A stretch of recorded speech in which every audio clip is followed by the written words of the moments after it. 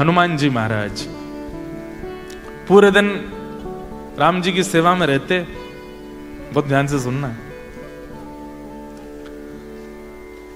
लेकिन जैसी शाम होती तो राम जी कनक भवन की ओर जा रहे होते थे। पूरे दिन रहते बानरों के बीच में, सभा के बीच में, प्रजा के बीच में, लेकिन संध्या में तो वो फिर अपनी गृहिणी के पास और फिर निज जीवन जीते हैं जो बहुत प्राइवेट है, प्राइवेसी रहती है वहां पे। तो हनुमान जी महाराज शाम होते ही बड़े व्याकुल हो जाते हैं। बोले अब राम जी चले जाएंगे, अब राम जी अंदर चले जाएंगे, अंतःपुर में चले जाएंगे। और अंतःपुर में केवल सीता जी जाती हैं और कुछ सखियां जाती हैं, हम लोगों का तो प्रवेश वर्जित है। हनुमान जी बेचारे, उनका मन होता है मैं एक क्षण के लिए भी राम जी से दूर ना रहूं। लेकिन रात्रि होते ही राम जी जैसे ही कनक भवन में जाते हैं, हनुमान जी महाराज द्वार पर खड़े हो जाते हैं और जब तक राम जी भीतर जाते दिखते रहते हैं, देखते रहते हैं। और जैसे ही राम जी कहीं मुड़े, दिखने बंद हुए, फिर हनुमान जी का रोना शुरू होता। दिन पूरी रात रोते रहते हैं जब तक राम जी सुबह आ ना जाएं। इतने व्याकुल। एक दिन हनुमान जी महाराज राम जी से बोले, भगवान आप रात्रि में हमको सेवा में ले चला कीजिए, हमको भी ऐसी कोई योग्यता दीजिए कि हम भी आपके अंतःपुर में जा सकें। तो राम जी बोले, देखो हमारा तो मन है कि तुम चला करो, लेकिन वो अंतःपुर है ना, वहां वो हमारी पत्नी है सीता जी, वहां हम राजा नहीं है, वहां हम भगवान नहीं है, वहां पर हम प्रभु नहीं है, वहां पे हमको फिर उसी भाव से रहना पड़ता है। तो इसलिए वहां बहुत सीमित लोग ही जाते हैं। हनुमान जी बोले, मैं उस रूप में भी आपको प्रभु ही मानूंगा, आप मुझे ले चला करो। बोले, इसकी आज्ञा सीता जी देंगी, उनसे ही लो, हमारे वश में नहीं है अंदर का काम। सब पतियों की लगभग ऐसी स्थिति है। बाहर की आज्ञा तो सब दे सकते हैं, पर भीतर की आज्ञा तो पत्नी ही दे सकती है घर के। तो हनुमान जी महाराज के बड़े लाडले, सीता जी के बड़े लाडले हनुमान जी सीता जी के चरणों में बैठ गए। बोले, हे किशोरी जी, क्या बात है वत्स, माँ मुझे भी आज्ञा दीजिए ना, मैं भी कनक भवन में आया करूं, रात्रि की सेवा में मैं भी रहा करूं। ये सब सहचरियां भीतर जाती हैं, कोई चमड़ उड़ाती है, कोई पंखा करती है, कोई वीणा बजाती है, कोई भोग परोसती है, कोई कुछ, मुझे भी आप सेवा दीजिए ना, मैं भी रहूं। तो सीता जी बोली, कितना अनुचित लगेगा, इतनी सखियों के बीच में एक बानर डोला है, ऐसे नहीं चलेगा। पूरे दिन राम जी तुम्हारे पास रहते हैं, थकते नहीं हो तुम? बोले कि अरे इसमें थकान हो जाए तो फिर हमारी भक्ति कैसी? हमें तो पीड़ा होती है कि रात क्यों हो जाती है, राम जी चले जाते हैं हमारी आंखों से दूर। मीराबाई का एक पद है, गाइए।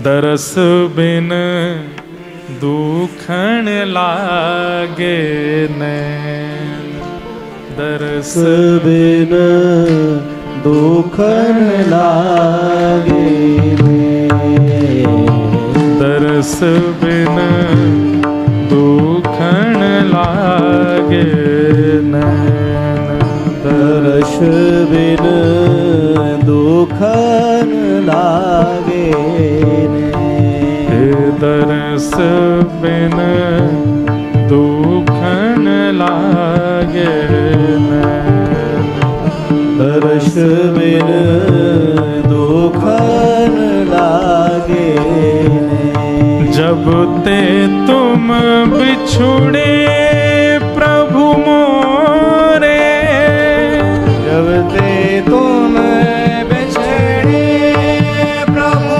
मोरे, जब ते तुम बिछुड़े प्रभु मोरे, जब ते तुम बिछड़े प्रभु मोरे, कबहु ना पायो चैन, कबहु ना पायो चैन, दरस बिन दुखन लागे नैन, दरस बिन दुखन लागे नैन। हमारे ऐसी स्थिति हमारी नहीं होती है। महाराज श्री राधा वल्लभ लाल जी का दर्शन कर रहे हैं और अचानक से पुजारी जी ने पर्दा कर दिया और आप भाव विह्वल होकर के, व्याकुल होकर के, मूर्छित होकर गिर गए। कभी हुआ ऐसा? नहीं हो सकता, क्योंकि अभी तक ठाकुर जी केवल नेत्रों में बसे। जिस दिन प्राणों में बस जाएंगे ना, उस दिन ऐसा ही होगा कि एक क्षण के लिए कोई आपको ठाकुर जी से दूर करे तो आप ऐसे छटपटाएंगे जैसे बिन जल बिन मछली। बंधुओं देखो, हमारे प्राण कहां बसते हैं? धन में बसते हैं। कोई हरण कर ले धन, कितने लोग प्राण त्याग देते हैं धन के लिए। हमारे प्राण कहां बसते हैं? अन्न में बसते हैं। अन्न नहीं मिले तो प्राण निकल जाएंगे। हमारे प्राण कहां बसते हैं? संसार की भौतिकता में बसते हैं। ये भौतिकता दूर हो जाए, प्राण निकलने को हो जाएंगे। ठाकुर जी को कोई कितना भी दूर कर दे, हम फिर भी जीवित रहते हैं। क्यों? प्राणों में ठाकुर जी नहीं है। समझ आई बात?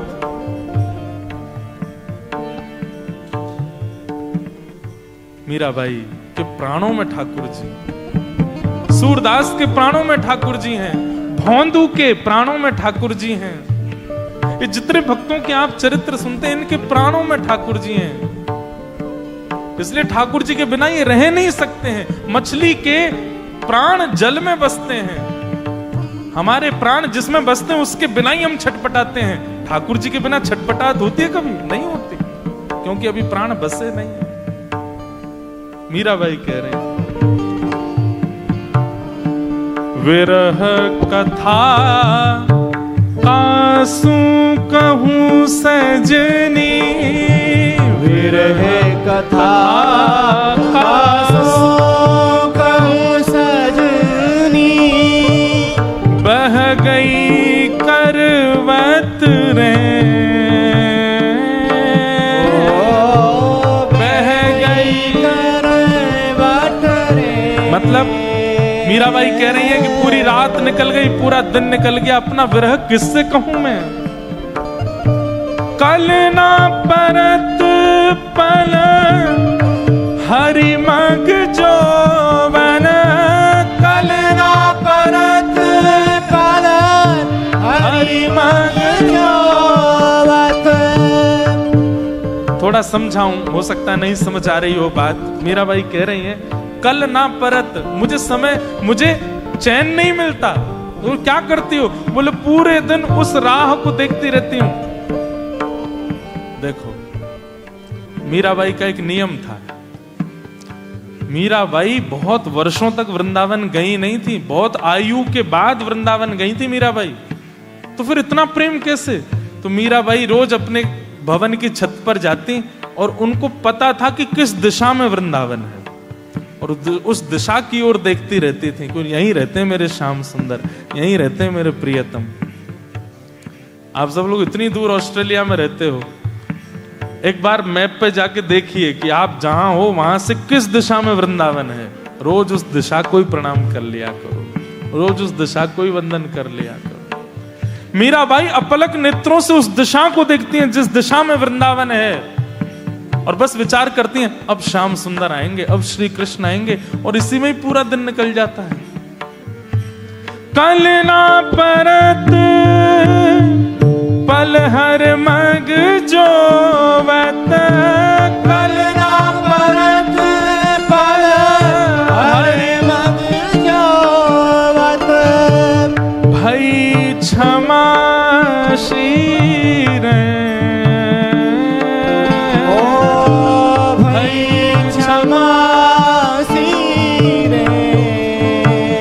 दरस बिन दुखन लागे, दरस बिन दुखन लागे, दरस बिन दुखन लागे, दरस बिन दुखन लागे। मीरा के प्रभु कबहु मिलोगे, मीरा के प्रभु कबहु मिलोगे, मीरा के प्रभु कबहु मिलोगे।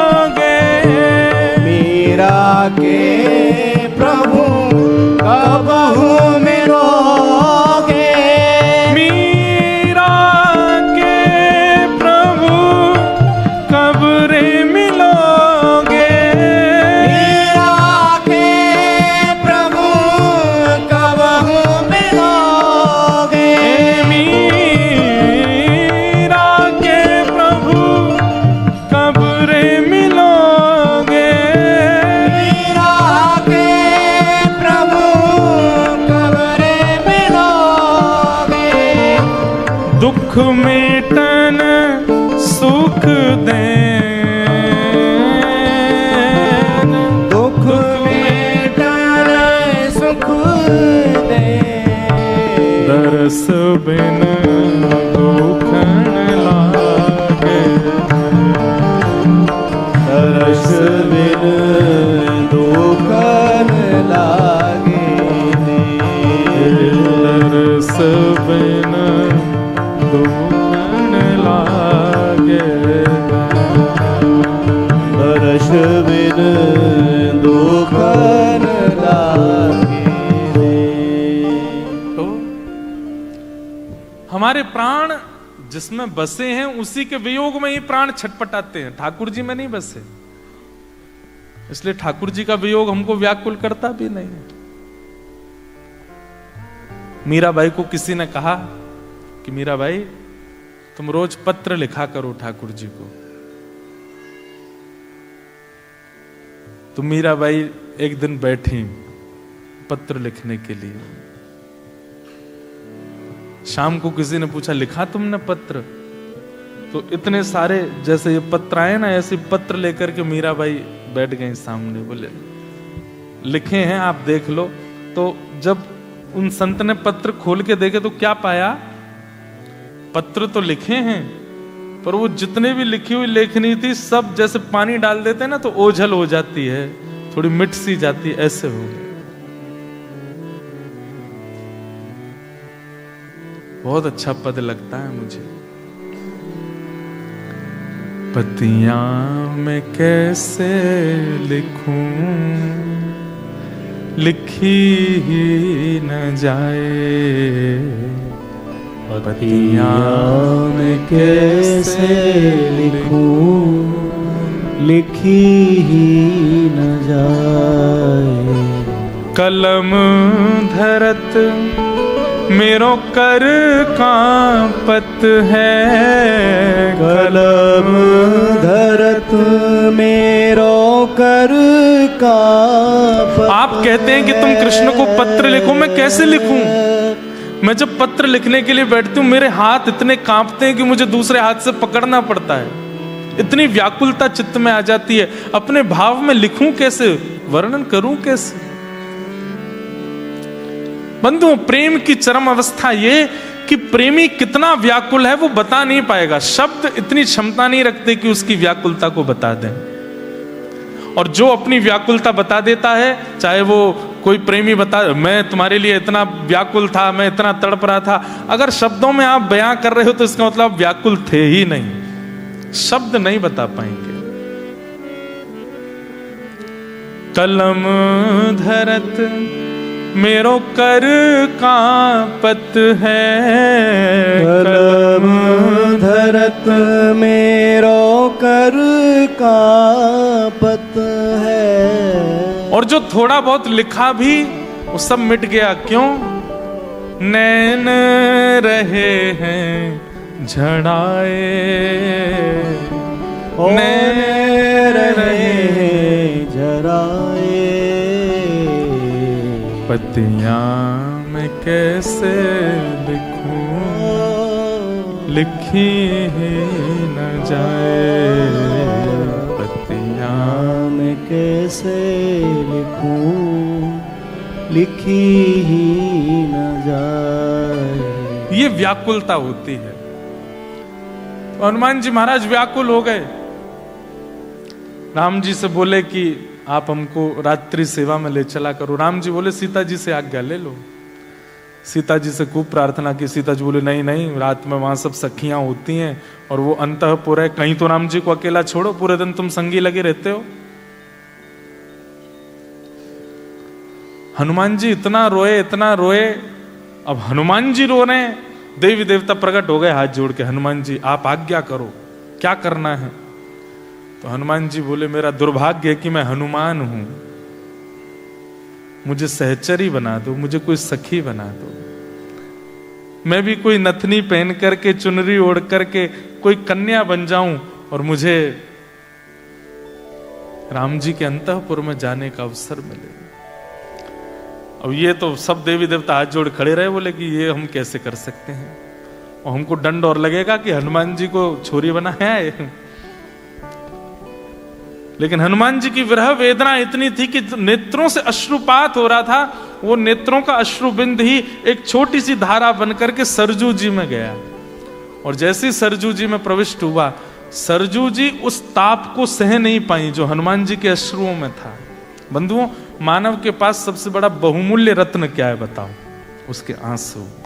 सबके लिए मत बहाया करो, बात बात पर नेक सी बातों पर आप आंखों में आंसू भर लाते हो। सबके लिए अश्रु नहीं होने चाहिए, और संसार के लिए तो बिल्कुल नहीं होने चाहिए। पत्नी, पति, बच्चे, खानदान, इनके लिए मत रोया कीजिए। एकांत में अपने ठाकुर जी के सामने कभी बोले, नाथ कितना दूर भेज दिया आपने हमको ऑस्ट्रेलिया। एक बात बताएं आपको, विदेश में रहने वाले भक्त एक भक्ति में निपुण हो सकते हैं, वो चाह जाएं तो, प्रेम विरहा भक्ति। हम वृंदावन वालों को नहीं हो सकती, क्यों? हम तो पास ही रहते हैं ना। जब चाहो मुंह उठा के राधारमण जी चले गए, जब मन किया राधा वल्लभ जी चले गए, जब मन किया बिहारी जी चले गए, गिरिराज जी परिक्रमा लगाए आए, यमुना जी के दर्शन कर आए, वृंदावन की परिक्रमा कर आए, कभी किसी महात्मा से मिले आए, कभी किसी संत के दर्शन कर आए। चलते फिरते हमको तो संत महापुरुष दिखते रहते हैं, हम लोगों को विरह होता ही नहीं है। आप इतनी दूर हो इस बात का कई दुर्भाग्य मानते हैं कि हम इतनी दूर क्यों हैं, पर ये बहुत बड़ा सौभाग्य, जब तक हो इतना विरह प्रेम अपने चित्त में प्रकट कर लो कि जब वृंदावन प्राप्त हो ना, तो दो नेत्रों से नहीं, रोम रोम से अश्रु प्रकट हो जाए। वो आपको आप उसके लिए सौभाग्यशाली हो। ठाकुर जी अति दूरी उसको देते हैं जिसके अंदर ठाकुर जी को अत्यंत प्रेम घोलना होगा। इसलिए ब्रजवासियों को छोड़ के भी गए थे ठाकुर जी, क्योंकि वो प्रेम विरह में परिवर्तित करना था। आप लोग एक प्रकार से ब्रजवासी ही हो, ठाकुर जी ने इतनी दूर यामारे भेज दिए ताकि आपके चित्त में विरह प्रेम प्रकट हो, वो व्याकुलता ठाकुर जी के लिए प्रकट हो। देखो हमारी बात पर मोहर लग रही है, वर्षा हो रही है भाई। मैं विरह की बात आपको बता रहा हूं। रो ऑस्ट्रेलिया का आकाश रहा है कि कभी ऐसी हवा चले कि हम भी बरसा ना जाके बरसे। यहां ऑस्ट्रेलिया में बरसते रहते हैं पूरे दिन। कथा आप लोग सुन रहे हैं, पर व्याकुलता यहाँ की वायु को भी तो लगता होगा ना कि हम भी कभी बह के वृंदावन चले जाएं। यहाँ के बादलों को भी लगता होगा कि हम कभी वृंदावन चले जाएं। सबसे ज्यादा व्याकुल तो समुद्र होता है। बोले मैं तो कोनों में ही रहता हूं, मेरे को कब अवसर मिलेगा धाम जाने का, मुझे तो अवसर ही नहीं मिलता। इसलिए यमुना जी ही धाम की रज लेकर के जाती हैं, समुद्र को प्रदान कर देती हैं। कौन की? मेरी ठाकुर जी ऐसा काउदना डंडा मारेंगे ना, अपनी जय जयकार करावे। तो हमारी बात सुनो, क्या बता रहा था मैं? हाँ, तो हनुमान जी का अश्रु जल बहते हुए गया। सरजू जी उस ताप को सह नहीं पाई और तुरंत सरजू जी प्रकट हो गए। सरजू मैया, और हनुमान जी के पास जाके बोली, हे हनुमंत लाल, क्या इच्छा है? बोले मुझे सहचरी रूप दे दीजिए। तो सरजू मैया बोली, सहचरी रूप दे देंगे, क्या करोगे? बोले पूरे दिन तो हनुमान बन करके राम जी के साथ रहूंगा, रात में सहचरी बन करके निज कक्ष में जाऊंगा। तब सरजू मैया बोली, मैं सीता जी से प्रार्थना करती हूँ। सरजू मैया गई और हनुमान जी का विरह अश्रु जो था हाथ में लेकर के गई। वो ऐसे तप रहा था जैसे कोई सिक्के को जला देते हैं ना तो वो लिक्विड फॉर्म हो जाता, लाल लाल हो जाए, ऐसे वो अश्रुबिंद तप रहा था। सरजू मैया ने जाकर के सीता जी को देखो। सीता जी बोली, अरे ये क्या है? बोले हनुमान जी का अश्रुबिंद है, वो इतना तड़प रहे हैं अंतःपुर की सेवा पाने के लिए, आप कृपा कर दो। तब सीता जी बोली, इतनी व्याकुलता है, मैं अंतःपुर की सेवा इसलिए नहीं देती कहीं यहां पर राम जी के प्रभुत्व को ना देख करके, उनके राजा वेश को ना देख करके, उनके सहज भाव को देख के किसी के चित्त में दोष ना आ जाए। लेकिन हनुमान जी तो पूर्ण योग्य हैं, जाओ उनको कह दो आज से संध्या होते ही वो चंपक लता सखी के रूप में आएंगे और अंतःपुर की सेवा करेंगे। और श्री हनुमान जी महाराज संध्या होते ही अंतःपुर में चले जाते, फिर मिलते नहीं हैं। वो कहाँ हैं? बोले भीतर चंपक लता जी के रूप में, चारुशिला जी के रूप में सेवा में रहते हैं। और क्या सेवा करते हैं? वीणा बजाते हैं पूरी रात, राम जी को सुख आस्वाद। इसे कहते हैं भक्ति। एक क्षण भी रहा ना जाए ठाकुर जी के बिना। तो वही बात यहां पर वृत्रासुर कह रहे हैं, क्या? मनस्मरेता सुपतेर गुणांस्ते गणित वाक्कर्म करो तु कायः। मेरी शरीर में जितनी इंद्रियां हैं, इन प्रत्येक इंद्रियों की इच्छा केवल आप बन जाओ। नेत्रों को आप प्रिय लगते हो, कानों को ना लगे ऐसा नहीं हो। कानों को भी आप चाहिए, नेत्रों को भी आप चाहिए, नासिका को भी आप चाहिए, जिह्वा को भी आप, हाथों को भी आप, पैरों को भी आप। बंधुओं, एक नियम बना लीजिए। अब ऑस्ट्रेलिया में रहना है, सब देखना है, सब खाना है, सब सहना है, पर यह नियम बना लीजिए कि प्रत्येक इंद्रिय को भगवत वस्तु प्रदान दिन में एक बार तो करनी है। नेत्रों को वैष्णव दर्शन, कानों को वैष्णव कथा, नासिका को श्री ठाकुर जी के चरणार बिंदों के इत्र की सुगंधी, पराग की सुगंधी, जिह्वा को ठाकुर जी का अधरामृत प्रसाद, हाथों का ठाकुर जी की सेवा में मार्जन, चरणों का ठाकुर जी की प्रदक्षिणा या कीर्तन में नृत्य। ये दिन में एक बार तो प्रत्येक इंद्रिय को भगवत संबंधी वस्तु देनी है। ये आज ही नियम बना लीजिए, कोई भी इंद्रिय रह ना जाए। कितनी इंद्रियां होती हैं शरीर में? कितनी होती है? नहीं, हम ऑस्ट्रेलिया वाले हो ना, इतना कैसे पता होगा? 10 इंद्रियां होती हैं। कितनी? 5 ज्ञानेंद्रिय और 5 कर्म इंद्रिय।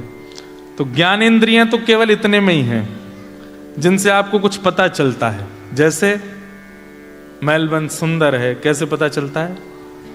पहली ज्ञानेंद्रिय। बेंजो बहुत मीठा बज रहा है, महाराज जी ठीक ठाक गा रहे हैं, कौन बताता है? कान, दूसरी ज्ञानेंद्रिय। सुगंधी बहुत अच्छी है, नासिका, तीसरी ज्ञानेंद्रिय। प्रसाद बहुत मधुर है, चौथी ज्ञानेंद्रिय। मेलबर्न में बहुत ठंड है, त्वचा, 5वीं ज्ञानेंद्रिय। ये 5 ज्ञानेंद्रिय और हाथ, पैर, मुख और 2 गुप्त इंद्रिय, उपस्थ इंद्रिय, ये 10 इंद्रियां हो गए। इन 10 इंद्रियों से भगवत भाव होना चाहिए। अब प्रश्न सबके चित्त में आया होगा कि 2 गुप्त इंद्रिय कैसे भजन करेंगी?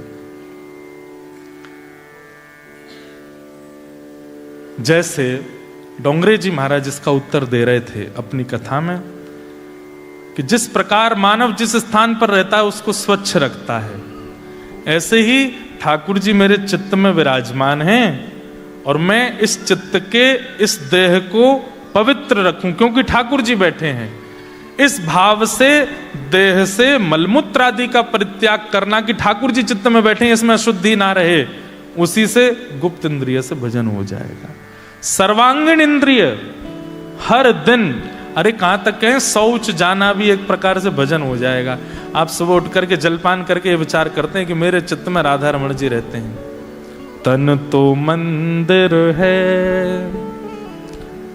तन तो मंदिर है, मन है वृंदावन, मन के वृंदावन में बसे हैं श्री राधा रमन। वासना को छोड़ तू भक्ति पथ पे चल,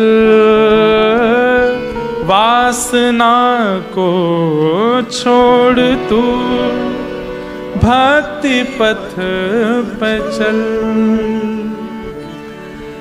वासना में क्यों पड़े आरती सजल, वासना मरे नहीं। मेरे ऊपर भी बहुत छार आ रही है। वासना मरे नहीं, तन का हो निधन, मन के वृंदावन में बसेंगे श्री राधा रमण। आज से 10 साल पहले जब हमने कथा करनी शुरू की थी, तब ये पद कंपोज किया था, कभी गाया नहीं, 1-2 बार ही गाया होगा, आज गा रहे हैं। बहुत सुंदर भाव है। तो प्रत्येक इंद्रिय को ठाकुर जी को दिन में सुबह उठने से रात्रि सोने तक अर्पित करना है, ये नियम बना लीजिए। कोई भी इंद्रिय रह ना जाए आपकी। वो कैसे करना है? अपने काम में, अपने जॉब में, वो मैनेजमेंट करने का काम आपका है, वो हमारा नहीं है, आप कीजिए। पर हर दिन अपनी प्रत्येक इंद्रिय को भगवत दर्शन, भगवत आस्वादन कराओ। वही बात यहां पर वृत्रासुर ने मांगी है ठाकुर जी से।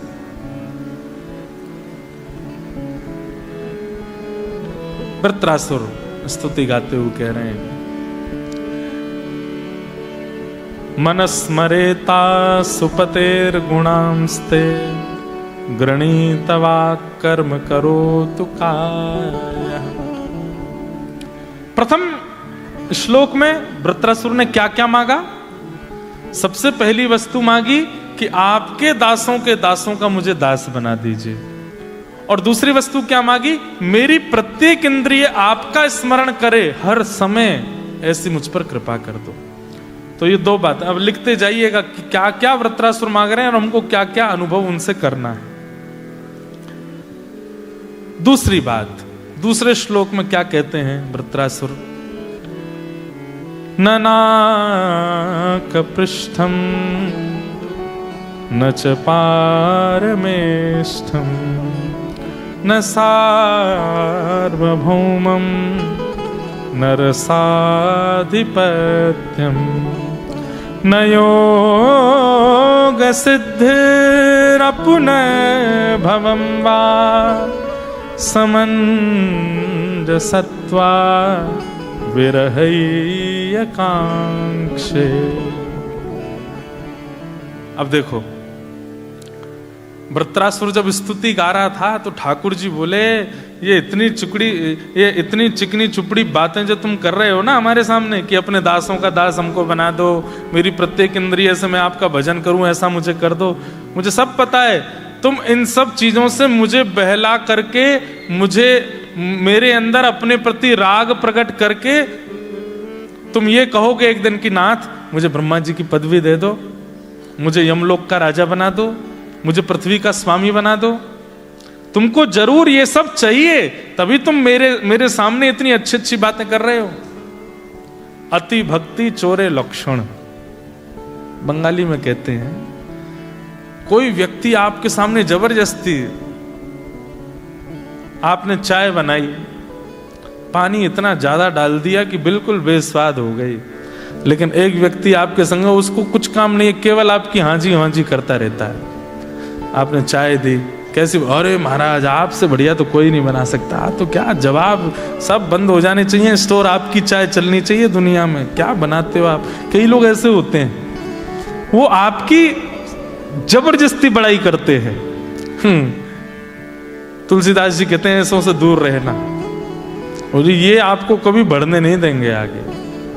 इसलिए कहते हैं निंदक नियरे राखिए, ज्यादा प्रशंसा करने वालों से दूरी रहा कीजिए। और एक शास्त्रीय बात है, प्रशंसा सुनने से पुण्य घटते हैं और अपने प्रति अपवाद सुनने से पाप घटते हैं। कोई व्यक्ति आपकी प्रशंसा कर रहा है तो इसका मतलब आपके जितने पुण्य हैं उनके बदले ही तो प्रशंसा कर रहा है। पुण्य से क्या प्राप्त होता है? यश, कीर्ति, मान, प्रतिष्ठा, यश, वैभव, ये सब पुण्यों से प्राप्त होता है। तो कोई व्यक्ति अगर आपकी 4 बात अच्छी बोल रहा है तो ये मतलब आपके पिछले कम से कम 15-20 गंगा स्नान का सारा पुण्य खत्म हो गया उसकी प्रशंसा करते ही, क्योंकि पुण्यों से वही तो मिलता है।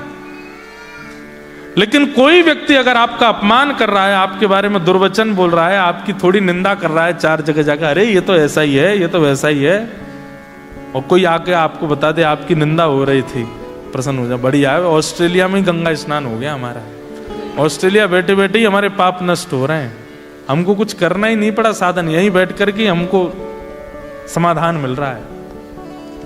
ज्यादा अपनी प्रशंसा सुनने की इच्छा मत रखिए और ज्यादा प्रशंसा करने वाले से थोड़ा दूर रहिए। लेकिन एक मुझे लीला याद आई है। गुरु के प्रति शिष्य को ऐसा होना चाहिए, क्या गुरु जी कहें हां तो हां, गुरु जी कहें ना तो ना, वहां पर यह संबंध चल जाएगा। पर संसार में ये नहीं निभाना चाहिए कि जबरदस्ती किसी के। अच्छा, दूसरी बात यह भी तो है कि संसार में आप हाँ जी क्यों कर रहे हो, क्योंकि आप उससे कुछ चाहते हो, गुरु से आप कुछ नहीं चाहते, वहां आपको करना ही चाहिए। तो वृंदावन में एक महापुरुष थे, उनके एक सेवक रहते थे। तो वो सेवक गुरु जी की बात के ऊपर अपनी बुद्धि लगाते ही नहीं थे, गुरु जी जो कह दें वही है। तो किसी ने गुरु जी से कहा कि गुरु जी जमुना जी में बहुत बाढ़ आ गई है। तो गुरु जी ने अपने चेला से कहा, चेला राम, तुम सुबह गए थे जमुना जी में बाढ़ आ गई है क्या?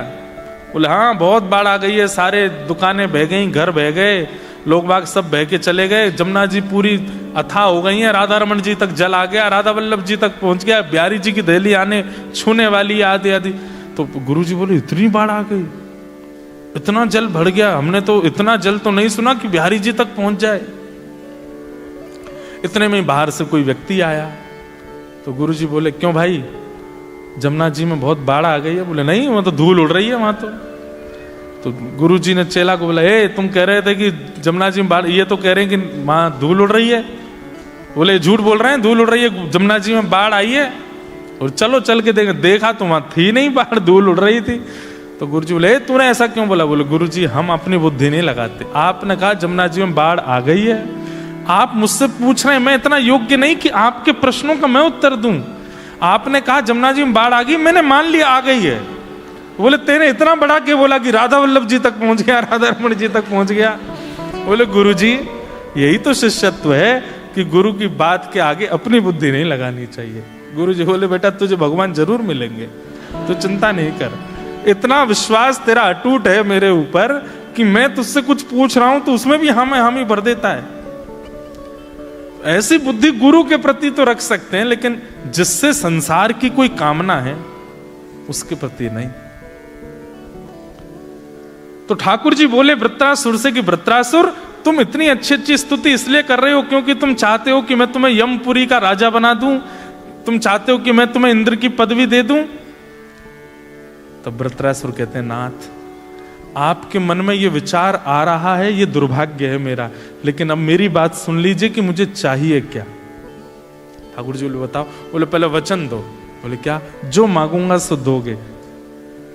सब देवता घबराने लगे, हमारी पदवी मांग ली तो।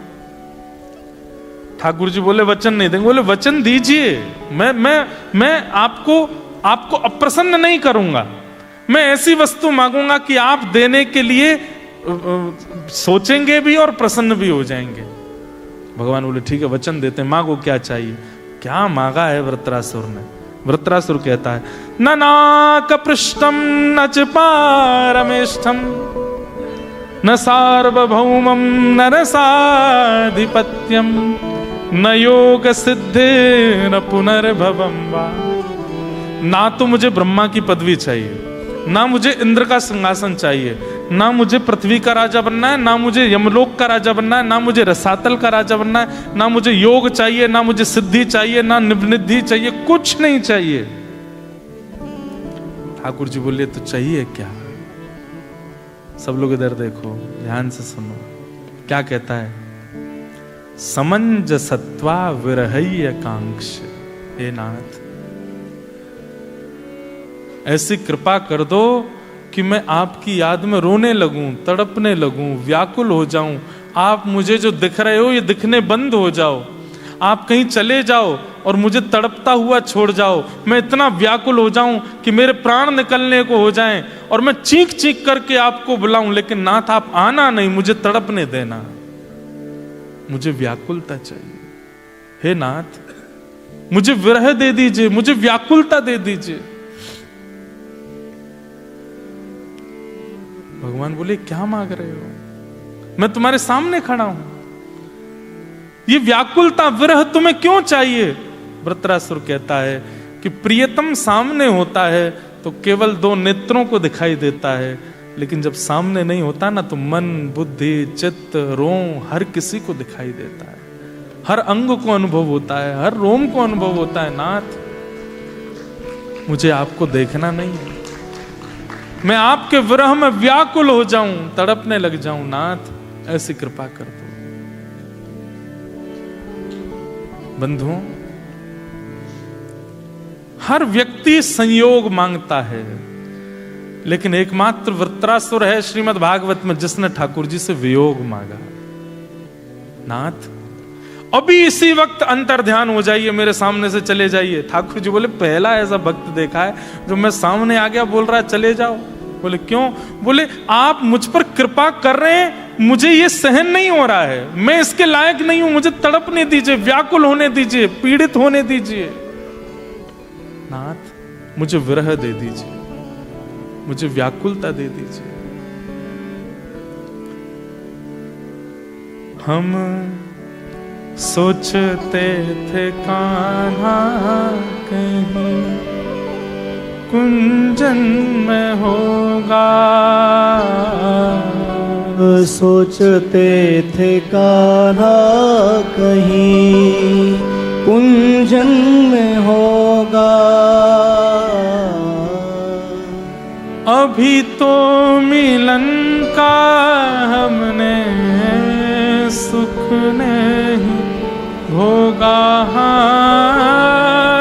अभी तो मिलन का हमने सुख नहीं भोगा। सुन के प्रेम की परिभाषा, सुन के प्रेम की परिभाषा, मन में बंधी थी जो आशा, मन में बंधी थी जो आशा, आशा हुई रे निराशा, झूठी दे गया दिलासा। श्याम ना मिला हमें, श्याम ना मिला हमें, श्याम ना मिला हमें, श्याम ना मिला।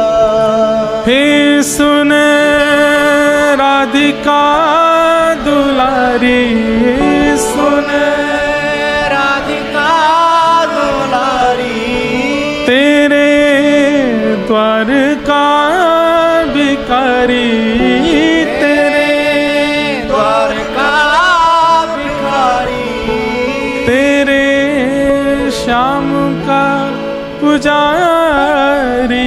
एक पीड़ा है हमारी, हमें श्याम ना मिला हमें, श्याम ना मिला हमें, श्याम ना मिला हमें, श्याम ना मिला। विरह, व्याकुलता, मुझे यही चाहिए नाथ, और कुछ नहीं चाहिए। बंधुओं, एक बात बताएं आपको, जब व्यक्ति ठाकुर जी के प्रेम में रुदन करता है ना, उतना ही उसका चित्त पवित्र होता चला जाता है। जब उसके चित्त में व्याकुलता ठाकुर जी के प्रति होती है, उतना ही पवित्र हृदय वो व्यक्ति हो जाता है।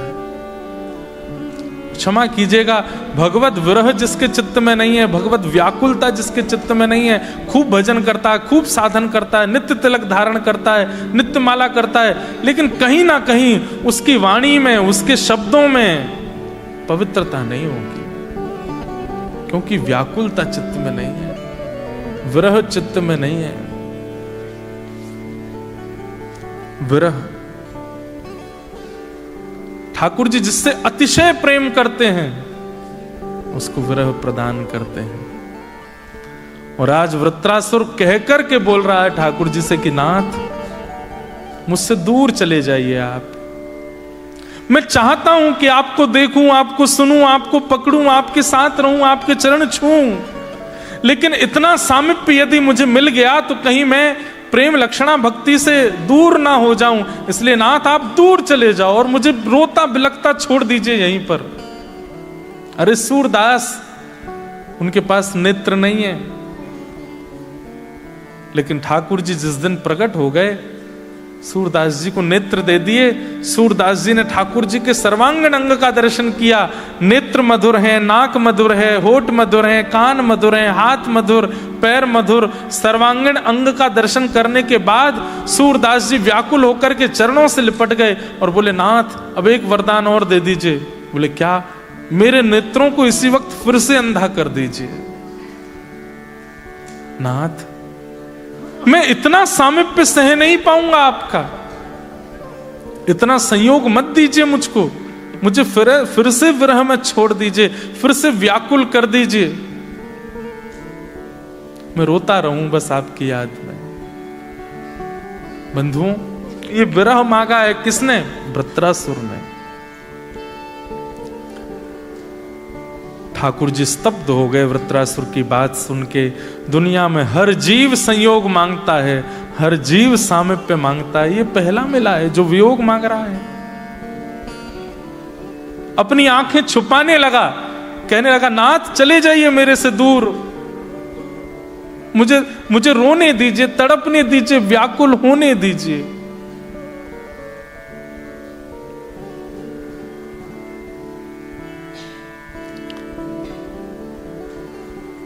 और केवल यही बात रुकी नहीं वृत्रासुर की।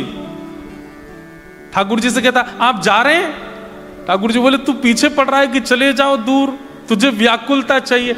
हाँ चले जाइए, लेकिन जाते जाते सुन के जाइए कि मुझे व्याकुलता कैसी चाहिए, मुझे विरह भी कैसा चाहिए। सामान्य विरह मत दीजिएगा मुझको, मुझे विरह कैसा चाहिए वो भी सुनते जाइए।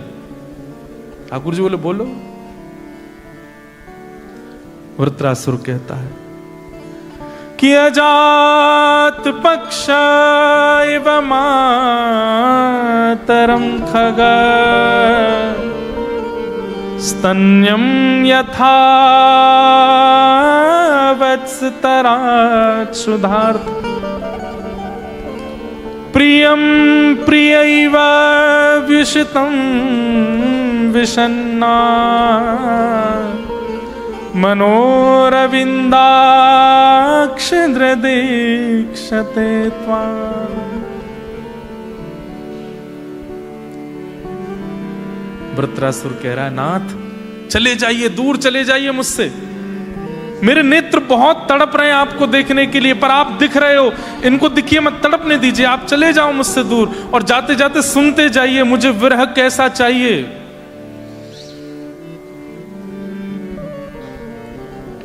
जैसे एक अजात पक्षी जो अभी अभी जन्म लिया है, उसके पंख नहीं निकले हैं, वो अजात पक्षी पूरे दिन अपने घोंसले में रहता है और पूरे दिन किसकी प्रतीक्षा करता है? मेरी माँ आ रही होगी, मेरी माँ दाना लेकर के आ रही होगी, मेरी माँ मुझे मेरे पेट को बहुत तेज भूख लगी है। वो अपनी भूख सहता है, वो अपनी व्याकुलता सहता है और व्याकुल रहता है किसके लिए? माँ के लिए, कि मेरी माँ दाना लेकर के आएगी और जैसे चुगाएगी मेरा पेट भर जाएगा। तो जिस प्रकार वो पक्षी तड़पता है अपनी माँ के लिए, ऐसी मैं तड़पना चाहता हूं आपके लिए। लेकिन पक्षी को माँ मिल जाती है, आप मुझे मत मिलना, मुझे भूखा रहने देना नाथ, मत मिलना मुझे।